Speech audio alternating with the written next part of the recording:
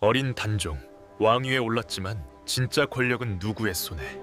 그의 운명은 혈육의 배신으로 반할 수 있을까요? 조선의 왕이 된다는 것, 과연 그 막중한 권력이 어린 왕을 굳건히 지켜줄 수 있을까요? 아니면 가장 가까운 혈육의 손에 쥐어진 날카로운 칼날이 되어 돌아올까요? 오늘 우리는 12살 어린 나이에 조선의 옥자에 올랐던 비운의 왕, 단종의 이야기 속으로 들어가 보려 합니다. 삐걱거리는 용상에 위태롭게 앉아 즉위식을 치르던 어린 단종의 눈에는 불안과 두려움이 가득했죠. 그를 지켜보는 숙부, 수양대군의 시선은 섬뜩하리만치 차가웠습니다. 과연 가장 연약한 왕과 가장 강력한 야심가가 맞붙은 이 피할 수 없는 운명적 대결이 조선의 역사를 어떻게 뒤흔들었을지, 그 치밀한 음모와 예측 불가능한 배신의 드라마를 지금부터 함께 목격해 보시죠. 어린 단종이 왕위에 올랐을 때 그의 손에는 실질적인 권력이 쥐어져 있지 않았습니다. 어린 왕의 뒤에는 김종서와 황보인 같은 노련한 원로 대신들이 든든하게 버티고 있었죠. 이들은 조정의 모든 대소사를 직접 논하며 국정을 이끌었고 사실상 어린 왕을 대신해 모든 권한을 행사했습니다. 왕실의 어른이 부재한 상황에서 이 원로 대신들은 왕권의 공백을 메우는 듯 보였지만 동시에 왕실의 권위를 위협하는 그림자로 비치기도 했습니다. 왕은 그저 상징적인 존재로 남아있었을 뿐 진정한 힘은 신하들의 손에 있었던 셈이죠. 하지만 모든 이들이 이 상황에 만족했던 것은 아닙니다. 바로 세종대왕의 둘째 아들이자 문종의 동생, 단종에게는 숙부였던 수양대군이 그랬습니다. 그는 왕족으로서의 자부심과 함께 현 정국에 대한 깊은 불만을 품고 있었죠. 강건한 체격과 뛰어난 무예, 그리고 학문적 소양까지 겸비했던 수양대군에게 대신들의 그늘 아래 무력하게 앉아있는 어린 조카의 모습은 결코 달갑지 않았을 겁니다. 그는 조용히 서책을 읽거나 바둑을 두는 척하며 시간을 보냈지만 그의 깊은 눈빛 속에는 단순한 불만이 아닌 왕좌를 향한 거대한 야망이 서서히 싹트고 있었습니다. 궁궐의 어두운 복도를 거니는 그의 그림자는 마치 다가올 폭풍을 예고하는 듯 알 수 없는 긴장감을 드리웠습니다. 야망은 이제 단순한 희망을 넘어 치밀한 계획으로 진화하기 시작했습니다. 수양대군은 자신의 야망을 현실로 만들 조력자들을 그림자 속에서 규합했죠. 한명회, 권람과 같은 당대의 뛰어난 책사들이 그의 곁에 모여들었습니다. 이들은 수양대군의 사저 깊숙한 밀실에 모여 밤늦도록 지도를 펼쳐놓고 정변의 그림을 그렸습니다. 김종서와 황보인 등 당시 권력을 장악했던 대신들의 동향을 면밀히 살피고 그들의 세력 구조와 약점을 낱낱이 파악하는 데 주력했죠. 마치 거미가 먹이를 잡기 위해 끈끈한 거미줄을 치듯 수양대군과 그의 책사들은 한치의 오차도 없이 계획을 세워나갔습니다. 어린 단종이 학문에 몰두하는 시간에도 수양대군은 멀리서 그를 지켜보며 의미심장한 미소를 짓곤 했습니다. 그 미소 속에는 조카를 향한 애정보다는 곧 다가올 자신의 시대에 대한 확신이 담겨있는 듯 보였죠. 공식적인 자리에서 김종서와 수양대군이 마주했을 때 그 팽팽한 시선 교환은 단순한 왕실 인사 이상의 묘한 긴장감을 자아냈습니다. 서로의 속내를 꿰뚫어 보려는 듯한 두 사람의 눈빛은 이미 돌이킬 수 없는 운명의 충돌을 예고하는 듯했습니다. 병력과 자금을 비밀리에 모으는 움직임 또한 감지되기 시작했으니 이제 조선의 밤하늘에는 곧 거대한 피바람이 불어 닥칠 조짐이 완연했던 것이죠. 조선의 밤하늘에 거대한 피바람이 불어 닥칠 조짐이 완연했던 그 순간 마침내 운명의 칼날은 어둠을 가르기 시작했습니다.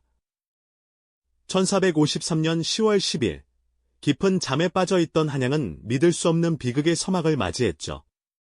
수양대군 측의 무장한 병사들이 일제히 움직여 조선의 정세를 좌지우지하던 대신들의 저택을 향해 거침없이 내달렸습니다. 그들의 손에는 차가운 칼날이 번뜩였고 그들의 발걸음에는 주저함이라고는 찾아볼 수 없었습니다. 가장 먼저 칼날이 향한 곳은 바로 김종서 대감의 집이었습니다. 칠순을 넘긴 노구의 몸으로 그는 한밤중 들이닥친 무장병사들의 손에 미처 상황을 파악할 겨를도 없이 무참히 살해당하고 말았죠. 그의 충직한 생애는 그렇게 어둠 속에서 비극적으로 막을 내렸습니다. 뒤이어 황보인 등 단종의 든든한 버팀목이 되어주던 수많은 대신들 또한 차례로 제거되는 참혹한 숙청이 이어졌습니다. 궁궐 안팎은 순식간에 피로 물들고 공포에 질린 비명소리가 밤하늘을 갈랐습니다. 마치 사냥꾼이 먹이를 덮치듯 수양대군 세력은 단 한치의 오차도 없이 정변을 실행해 나갔습니다. 이 모든 피비린내 나는 폭력의 한가운데 어린 단종의 침전에도 섬뜩한 그림자가 드리워졌습니다. 공포에 질린 어린 왕 앞에 수양대군이 병사들을 이끌고 들이닥쳤죠. 그의 눈빛은 흔들림 없는 야망으로 가득 차 있었습니다. 수양대군은 칼을 든 채 단종을 강압하며 이 모든 정변을 인정하고 자신에게 모든 권력을 넘기라고 윽박질렀습니다. 어린 왕에게는 그 어떤 선택의 여지도 없었죠. 그저 두려움에 떨며 숙부의 잔혹한 요구를 받아들여야만 했습니다. 그렇게 수많은 반대파가 숙청되었고 조선의 궁궐은 한순간에 피와 절규가 난무하는 비극의 현장이 되고 말았습니다. 피비린내 나는 하룻밤이 지나고 마침내 수양대군은 모든 권력을 손에 쥐었습니다. 그는 어린 단종을 상황으로 물러나게 하고 스스로 옥자에 올라 조선의 7번째 임금, 세조가 되었죠. 그토록 갈망하던 야망은 이렇게 완성되었지만 그 과정에서 피할 수 없는 비극의 그림자가 조선의 역사에 드리워졌습니다. 한때 조선의 왕이었던 단종은 상황자리마저 빼앗기고 노상군으로 강등되어 멀고 먼 영월 땅으로 쓸쓸한 유배를 떠나야 했습니다. 어린 소년이 초라한 행색으로 정든 궁궐을 떠나 유배길에 오르는 그 쓸쓸한 뒷모습은 권력의 무상함과 인간 비극의 정점을 보여주는 듯했습니다. 결국 단종은 유배지에서 홀로 쓸쓸하게 죽음을 맞이하고 말았습니다. 17살의 짧고 고통스러운 생을 마감한 것이죠. 그 어린 왕의 비극적인 죽음은 권력 쟁탈의 잔혹함을 여실히 드러내는 역사의 한 페이지로 기록되었습니다. 한편 수양대군의 정변에 참여했던 한명회, 권람 등의 인물들은 승승장구하며 권세를 누렸습니다.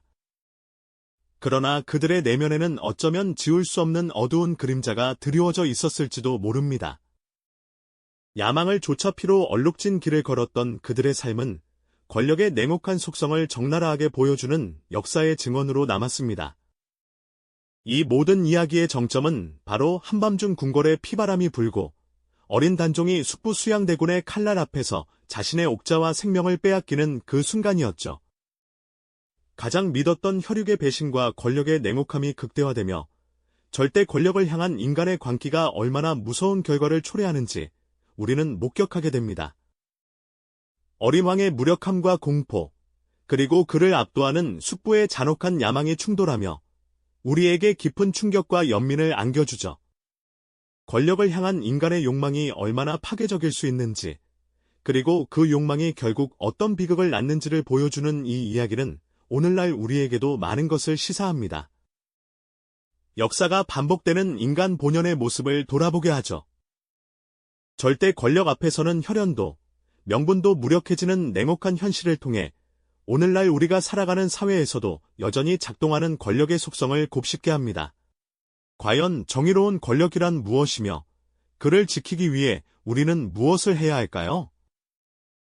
비극적인 역사 속에서 희생된 이들의 목소리를 되새기며 이 질문을 여러분께 던져봅니다. 이 영상이 도움이 되셨다면 좋아요와 구독 부탁드립니다. 여러분의 응원이 제게 큰 힘이 됩니다. 다음 영상에서도 더 유용한 정보를 공유하겠습니다. 감사합니다.